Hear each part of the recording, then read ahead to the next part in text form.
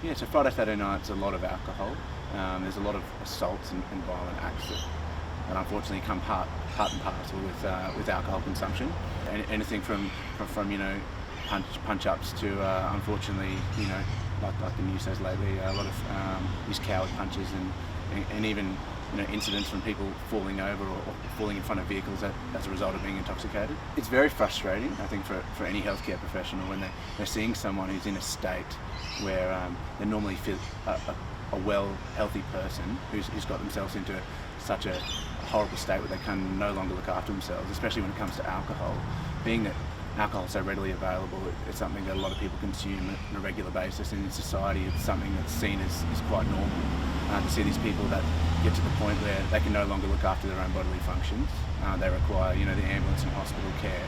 It's a frustrating thing for ourselves, the fact that we now have to take over control and responsibility for these people, and it's something that we don't like to do for any person, any adult person.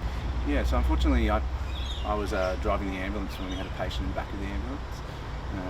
I was working with a female partner at the time who we managed to get the patient in the back of the ambulance, so quite intoxicated at the time, and whilst driving to the hospital, unfortunately the patient decided that they no longer wanted to be inside the ambulance, they no longer wanted to go to hospital.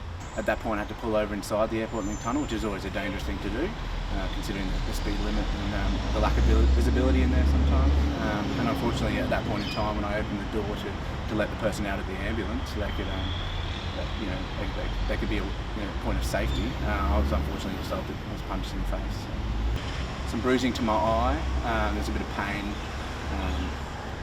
and even the physical thing where my shirt was ripped, and it was quite an upsetting thing for myself, having to to go home to my partner and have a ripped clothes and a bruise on my eye. And I think that's the psychological thing that happens in this job. The realisation that we are human. I think we're often put in situations where we're expected to do things that that people might expect that no normal person could do, but the fact is we are human, and unfortunately we do feel the effects of everything that happens to us.